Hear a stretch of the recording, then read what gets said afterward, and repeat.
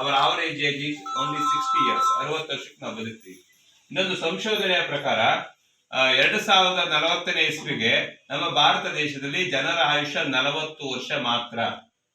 ನಾವು ವೈಜ್ಞಾನಿಕವಾಗಿ, ತಾಂತ್ರಿಕವಾಗಿ, ಆಯ್ತಾ, ಆಮೇಲೆ ವೈದ್ಯಕೀಯವಾಗಿ ಎಲ್ಲದರಲ್ಲೂ ಅಭಿವೃದ್ಧಿ ಆಗಿದ್ದೇವೆ. ಆದ್ರೆ ನಮ್ಮ ಆಯುಷ್ಯ ಕಡಿಮೆ ಆಗ್ತಾ ಇದೆ. ನೋಡಿ, ನೀರು ನೋಡಿ, ನಮ್ಮ ಹತ್ರ ಬಾಟ್ಲಿ ಇದೆ. ಮುಂಚೆ ನಾವು ಹಳ್ಳಿಗಳಲ್ಲಿ ಬಾವಿನಲ್ಲಿ ನೀರು ಸೇರ್ತಾ ಇದ್ವಿ. ನೋಡಿ, ಹಿಂಗ್ ನೀರು ಸೇರ್ತಾ ಇದ್ವಿ, ನನಗೆ ಗೊತ್ತಿದೆ.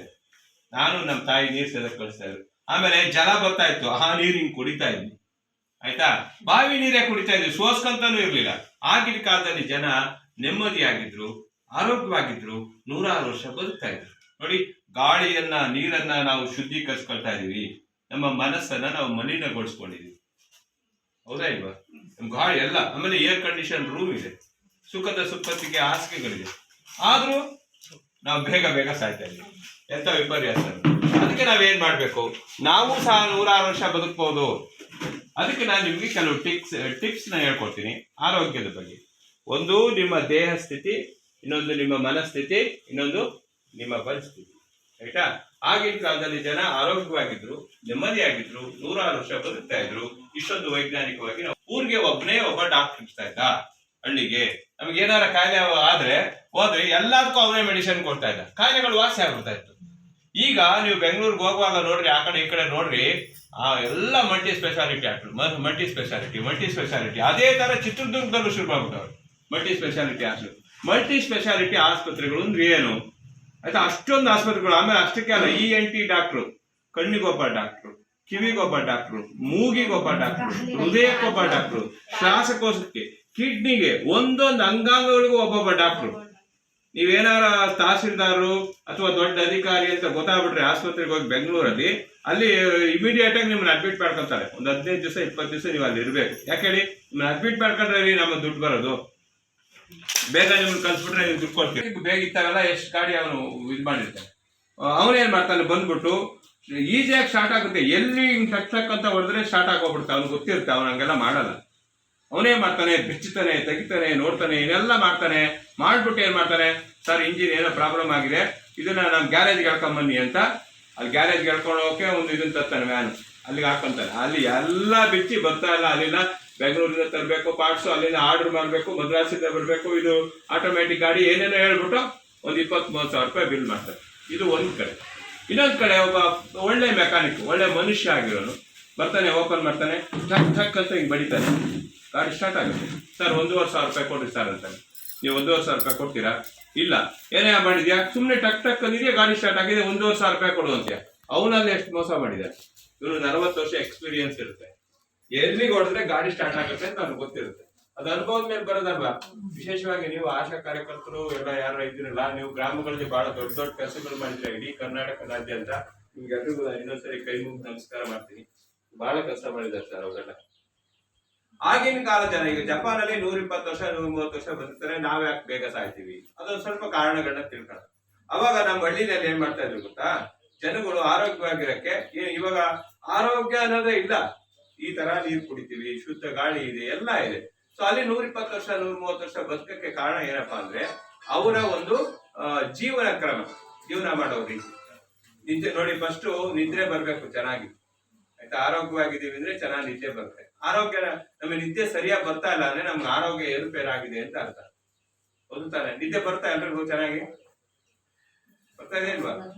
ಇವತ್ತು ನಾವು ನಿಮಗೆ ಏನ್ ಮಾಡ್ತೀವಿ ಗೊತ್ತಾ?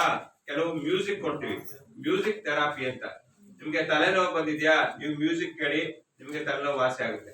ನಿದ್ರೆ ಬರ್ತಾ ಇಲ್ವಾ? ನಿಮ್ಗೊಂದು ಮ್ಯೂಸಿಕ್ ಕೊಡ್ತೀವಿ, ಅದ್ ಕೇಳಿ ನಿಮ್ಗೆ ವಾಸಿ ಆಗುತ್ತೆ. ಸಕ್ಕರೆ ಕಾಯಿಲೆ ಬಂದಿದ್ಯಾ, BP ಬಂದಿದ್ಯಾ, ಆ ಮ್ಯೂಸಿಕ್ ನ ಕೇಳಿಸ್ಕೊಳ್ಳಿ, ಅದು ವಾಸಿ ಆಗುತ್ತೆ. ಇದನ್ನ ಸಂಶೋಧನೆ ಮಾಡಿ ನಿಮ್ಗೆ ಕೊಡ್ತಾ ಇರೋದು. ನಿಮ್ಗೆ ಆಮೇಲೆ ನಾನು ಕೊಡ್ತೀನಿ. ನಮ್ಮ ದೇಹದಲ್ಲಿ 65,000 ನರನಾಡಿಗಳಿರುತ್ತೆ. ಅದನ್ನು ವಿಡಿಯೋ ಕೊಡ್ತೀನಿ, ನೋಡ್ಕೊಳ್ಳಿ ಫಸ್ಟ್. ಓಕೆ? ಸೊ ಈಗ ಅಲ್ಲಿ 120 ವರ್ಷ 130 ವರ್ಷ ಬದುಕಕ್ಕೆ ಏನಪ್ಪ ಕಾರಣ ಅಂದ್ರೆ, they are happy people. Happy people are busy people. Busy people are friendly people, loving people, sharing people, helping people. ಅದಕ್ಕೆ ಅವ್ರು 120 ವರ್ಷ ಬದುಕು. ಇಲ್ಲಿ ನಾವು ಹಂಗಲ್ಲ. ನನಗೆ ಸಂತೋಷ ಆಗ್ಬೇಕಂದ್ರೆ ಇನ್ನೊಬ್ಬರಿಗೆ ನಾವು ಅಸಂತೋಷಗೊಳಿಸ್ತೀವಿ, ಅವ್ರ ಬಗ್ಗೆ ಕೆಟ್ಟದಾಗಿ ಮಾತಾಡ್ತೀವಿ, ಘಾಸಿಗೊಳಿಸ್ತೀವಿ. ಹಿಂಗಾಗಿ ಆಮೇಲೆ ನಮ್ಮ ಆಹಾರ ಪದ್ಧತಿ ಸರಿ ಇಲ್ಲ, ಎಲ್ಲ ಬರೀ ನೆಗೆಟಿವ್ ಆಲೋಚನೆಗಳಿರುತ್ತೆ. ಹಂಗಾಗಿ ನಾವು ಬೇಗ ಸಾಯ್ತೀವಿ.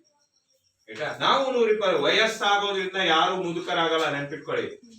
ವಯಸ್ಸಾಗುವುದರಿಂದ ಯಾರು ಮುದುಕರಾಗುವುದಿಲ್ಲ.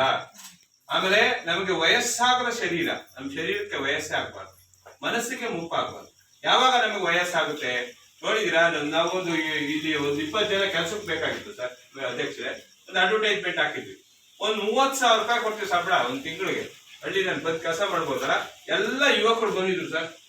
ನೋಡಿ ಹಿಂಗ್ ಕುತ್ಕೊಳ್ತವೆ ಹುಡುಗರನ್ನೆಲ್ಲ ಸುಮ್ಮನೆ ಕೂರಿಸಿದ್ವಿ, ಎಲ್ಲ ಡಿಗ್ರಿ ಮಾಸ್ಟರ್ ಡಿಗ್ರಿ ಮಾಡಿದಾವೆ. ಹಿಂಗೆ ನೀನಪ್ಪ ಮಾತಾಡಪ್ಪ ಇಂಟ್ರೊಡ್ಯೂಸ್ ಮಾಡಪ್ಪ ಅಂದ್ರೆ ನೋಡಿ ಹಿಂಗೆ ಎದಾಡ್ತಾನೆ ಅವನು, ಹಿಂಗೆ ಎದಾಡ್ತಾನೆ, ಇದನ್ನ ಇಷ್ಟು ಹೆಂಗ್ ಇಡ್ಕೊಂತ ನೋಡಿ ಹಿಂಗೆ ಎದಾಡ್ತಾನೆ. ಆಮೇಲೆ ಹಿಂಗ್ ನಿಂತ್ಕೊತಾನೆ, ಸರ್ ನಾನು ರಮೇಶ್ ಅಂತ ಸರ್, ನಾನು ಫಸ್ಟ್ ಡಿಗ್ರಿ ಕಾಲೇಜಲ್ಲಿ ಓದಿ ಅಂತ B.Com ಸರ್ ಅಂತ. ಇವನಿಗೆ ಕೆಲಸ ಕೊಟ್ರೆ ಇವ್ನು ಎದ್ಗೆ ಓಡಾಡಕ್ ಒಂದಿಬ್ರು ಜೊತೆಗೆ ಬೇಕಾಗುತ್ತೆ, ಆ ಕಡೆ ಇಡ್ಕೋಬೇಕಾದ್ರೆ ಅವ್ನು ಎಬ್ಬಸೋದೇ ಕಷ್ಟ ರೀ. ಹೌದಾ? ಹಿಂಗಾದ್ರೆ ನಮ್ಗೆ ರಕ್ತ ಸಂಚಾರ ಆಗ್ಬೇಕು ಮೇಡಮ್, ನಾವು ಆರೋಗ್ಯವಾಗಿರ್ಬೇಕು ಅಂದ್ರೆ. ಆಗಿನ ಕಾಲದಲ್ಲಿ ಏನ್ ಗೊತ್ತಿಲ್ಲ, ನಾವು ಎಲ್ಲ ನಾನು ಹಳ್ಳಿನಲ್ಲೇ ಬೆಳೆದಿದ್ದು, ಹಳ್ಳಿಯವರೇ ನಾವು ರೈತರು, ನಮ್ಮ ತಂದೆ ತಾಯಿ. ಈಗ ಮಳೆಗಾಲ ಬಂದಾಗ ಎಲ್ಲ ಕಡೆ ಹಳ್ಳದಲ್ಲಿ ನೀರು ಇರ್ತಾ ಇತ್ತು. ಹಳ್ಳಿನೆಲ್ಲ ಹೆಣ್ಮಕ್ಳು ಏನ್ ಮಾಡ್ತಾ ಇದ್ರು ಗೊತ್ತಾ, ಅವಾಗೆಲ್ಲ ಇವೆಲ್ಲ ವಾಷಿಂಗ್ ಮಿಷಿನ್ ಅವೆಲ್ಲ ಏನಿರ್ಲಿಲ್ಲ. ಎಲ್ಲ ಒಂದು ವಾರದೆಲ್ಲ ಬಟ್ಟೆ ತಗೊಂಡೋಗಿ ನೋಡಿ ಹಿಂಗ್ ಹೋಗಿತಾ ಇದ್ರು, ಹಿಂಗ್ ಹೋಗಿತಾ ಇದ್ರು. ನೋಡಿ ಹೆಂಗೆ ರಕ್ತ ಸಂಚಾರ ಆಗುತ್ತೆ. ಅದ್ಭುತವಾದ ಎಕ್ಸರ್ಸೈಸ್ ಇದು. ಹೀಗೆ ಬಟ್ಟೆ ಹೋಗಿತಾ ಇದ್ರು. ಹೆಂಗಿದೆ 65,000 ನರನಾಡಿಗಳು ಇರ್ತವೆ ನಮ್ಮ ದೇಹದಲ್ಲಿ. ಅದು ವಿಡಿಯೋ ಕೊಡ್ತೀವಿ ನೋಡ್ಕೊಳ್ಳಿ, ಇಲ್ಲಿ ತೋರಿಸ್ಬೇಕಾಗಿತ್ತು, ಇಲ್ಲಿ ಅವಕಾಶ ಇಲ್ಲದೆ ಇರೋದ್ರಿಂದ. ಹೆಂಗಿದೆ ಎಕ್ಸರ್ಸೈಜ್, ರಕ್ತ ಸಂಚಾರ ಆಗುತ್ತೆ. ಯಾವಾಗ ರಕ್ತ ಸಂಚಾರ ಆಗುತ್ತೆ ಮನುಷ್ಯ ಆರೋಗ್ಯವಾಗಿರ್ತಾನೆ. ಆಮೇಲೆ ಬಾವಿಲಿ ನೀರ್ ಸೇರ್ತಾ ಇದ್ರು. ನಮ್ಮ ತಂದೆ ಬೆಳಗ್ಗೆ 5 ಗಂಟೆಗೆ ಎದ್ದು ವಾಕ್ ಮಾಡ್ತಾ ಇದ್ರು, ಹಿಂಗೆ ಗೊತ್ತಾಯ್ತಾ, ಆರೋಗ್ಯವಾಗಿರ್ತಾ ಇದ್ರು, ಬೇಸಾಯ ಹೊಡಿತಾ ಇದ್ರು. ಆಮೇಲೆ ನಮ್ಮ ಅಜ್ಜಿ ಇಲ್ಲೊಂದು ಕಲ್ಲು ಇಟ್ಕೊಂಡು ಸ್ವಲ್ಪ ಊದ್ತಾ ಇತ್ತು. ಆಮೇಲೆ ರಾಗಿ ಮಿಷಿನ್ ಅಲ್ಲಿ ಬಿಡ್ತಾ ಇದ್ರು. ನಾವು ಕೂಡ ಕೆಲಸ ಮಾಡ್ತಾ ಇದ್ವಿ, ಹಾಡು ಹೇಳ್ಕೊಂಡು. ಜನ ಖುಷಿಯಾಗಿ ಸಂತೋಷವಾಗಿ ನೆಮ್ಮದಿಯಾಗಿ 106 ವರ್ಷ ಬದುಕ್ತಾರೆ.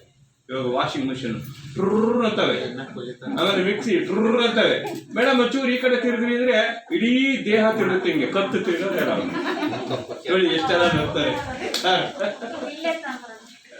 ಕತ್ತೆ ತಿರ್ಗಲ್ಲ ಅವ್ರದ್ದು. ಮೇಡಮ್ ಒಂಚೂರು ಈ ಕಡೆ ತಿರುಗಿ ಅಂದ್ರೆ ಈ ಇಡೀ ದೇಹ ಹಿಂಗ್ ಮೆಲ್ಲಕ್ಕೆ ಹಿಂಗ್ ತಿರುಗಿ, ಕತ್ತೆಲ್ಲ ಹಿಂಗ್ ತಿರ್ಗದೇ ಇಲ್ಲ ಅವು, ಹಂಗಾಗ್ಬಿಟ್ಟಿದಾವೆ.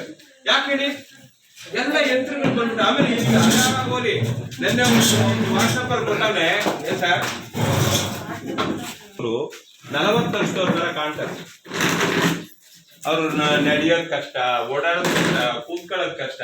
40 ವರ್ಷ ಆಗಿರೋರು 20 ವರ್ಷದವ್ರ ತರ ಕಾಣ್ತಾರೆ. ಯಾಕೆ ಕಾಣ್ತಾ ಇದೀವಿ ಹೇಳಿ ನೋಡೋಣ, ಯಾಕೆ? ನೋಡಿ ಇವರು ನಮ್ಮ ಸ್ನೇಹಿತರವರು, ಬಹಳ ಒಳ್ಳೆ PDO ಇವರು, ಜ್ಞಾನಿಗಳಿದ್ದಾರೆ. ಆಮೇಲೆ ಸಮಾಜಕ್ಕೆ ಏನಾದ್ರು ಒಂದ್ ಸ್ವಲ್ಪ ನಾನು ಮಾಡ್ತೀನಿ ಅಂತ ಆಸೆ ಇರೋರು ಬಹಳ ಕಮ್ಮಿ PDOಗಳು. ಅಂತವ್ರನ್ನ ನೋಡಿರೋರ್ ಪೈಕಿ ಇವರು ಒಬ್ರು.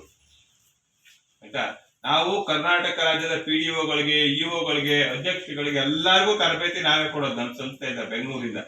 ಆಯ್ತಾ, ನಾವೆಲ್ಲಾ ಜನರನ್ನ ನೋಡಿದೀವಿ. ಆಯ್ತಾ, ಸೊ ಹೇಳಿ ಯಾಕೆ ಹಿಂಗ್ ಕಾಣಿಸ್ತೀವಿ? ಗ್ಯಾಸ್ನಾಗ ಊಟ ಮಾಡಸ. ಓಕೆ, ಇವಾಗೆಲ್ಲ ತರಕಾರಿಗಳೆಲ್ಲ ಜಾಸ್ತಿ ಬರೀ ಮೆಡಿಸಿನ್ಸ್ ಇವಾಗೆಲ್ಲ ಹೊಡೆಯೋದು. ಮೊದಲು ವೈಜ್ಞಾನಿಕ ಎಲ್ಲ ಬೆಳೆಯೋದು, ಬಿತ್ತೋದು, ಎಲ್ಲ ಊರಿಗೆ ಬಿತ್ತೋದು, ಬೇಸಾಯ ಹೊಡೆಯೋದು, ಅದೆಲ್ಲ ಚೆನ್ನಾಗಿತ್ತು ಹಿಂದೆ ಮನುಷ್ಯ. ಇವಾಗೆಲ್ಲ ಇಷ್ಟು ನಾವು ರಾಗಿ ಬಿಸಿಲು, ರಾಗಿ ಯಾರು ಬೇಡ ಬರೇ ಗೊತ್ತಿದೆ, ರಾಗಿ ಬೀಸ್ತಾ ಇದ್ವಿ.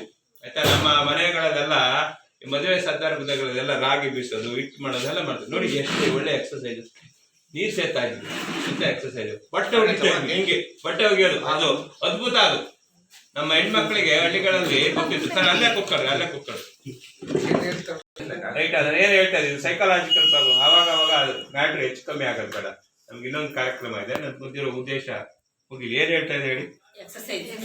ಎಕ್ಸರ್ಸೈಸ್ ಮಾಡ್ತಾ ಇದ್ವಿ, ಬಟ್ಟೆ ಹಿಂಗ್ ಒಗಿತಾ ಇದ್ರು, ನೀರ್ ಸೇರ್ತಾ ಇದ್ರು, ರಾಗಿ ಬೀಸ್ತಾ ಇದ್ರು. ಇದು ಪ್ರಾಣಾಯಾಮ. ಇದು ನಮ್ಮ ಅಜ್ಜಿ 98 ವರ್ಷ ನಮ್ಮ ಮನೆಯಲ್ಲಿ ಬದುಕಿದ್ದಾರೆ. ಇವಾಗ್ಲೂ 98 ಇಯರ್ಸ್ ನಮ್ಮ ಅಜ್ಜಿ ಇದ್ದಾರೆ.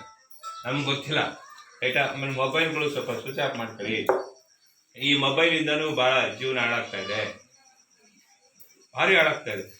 SSLC ಬೆಂಗಳೂರಲ್ಲಿ ಒಂದು ಘಟನೆ ನಡೆಯುತ್ತೆ. SSLC ಓದ್ತಾ ಇರ್ತಾಳೆ ಹುಡುಗಿ, ಮುಗ್ಧ ಹುಡುಗಿ, ಸಣ್ಣ ಮಗು, ಎಳೆ ಮಗು. ತಂದೆ ತಾಯಿಗಳಿಗೆ ಮಗಳು ಅಂದ್ರೆ ಇಷ್ಟ ಅಲ್ವಾ. ಸ್ಕೂಲ್ಗೆ ಹೋಗುವಾಗ ಅಪ್ಪಂಗೆ ಮುತ್ತು ಕೊಡ್ತಾಳೆ, ಚಪ್ಪನ್ ಕಡೆ ಅಪ್ಪ ಬತ್ತೀನಪ್ಪ ಅಂತಾಳೆ, ಹೋಗ್ತಾಳೆ. ಹೀಗೆ ಬರ್ತಾ ಇರ್ತಾಳೆ. ಒಂದು ಪ್ರೀತಿಯ ಅದ್ಭುತವಾದ ಒಂದು ಕುಟುಂಬ ಅದು. ಆಮೇಲೆ ಏನಾಗುತ್ತೆ, ಒಂದು SSLC ರ್ಯಾಂಕ್ ಬರ್ತಾಳೆ. ನಿಂಗೆ ಏನ್ ಬೇಕಲ್ಲಮ್ಮ ಕೊಡಿಸ್ತೀನಿ ಅಂತ. ಆ ಮಗಳು ಹೇಳ್ತಾಳೆ, ಅಪ್ಪ ನಂಗೊಂದು ಮೊಬೈಲ್ ಕೊಡಿಸ್ಬಿಡು. ಅಪ್ಪ 30,000 ರೂಪಾಯಿದು ಒಂದು ಆಂಡ್ರಾಯ್ಡ್ ಮೊಬೈಲ್ ಕೊಡ್ತಾರೆ. ನನ್ನ ಮಗಳು ಖುಷಿ ಆಗಿದೆ, ರ್ಯಾಂಕ್ ಬಂದವಳೆ, ಹೆಸರು ತಂದವಳೆ ಅಂತ. ಫಸ್ಟ್ PUC ಓದ್ತಾ ಇದ್ಲು, ಏನ್ ಪ್ರಾಬ್ಲಮ್ ಇಲ್ಲ, ನಗರಕ್ಕೆ ಹೋಗಿ ಶುರು ಮಾಡೋದು. ಸೆಕೆಂಡ್ PUC ಓದ್ತಾ ಇದ್ಲು,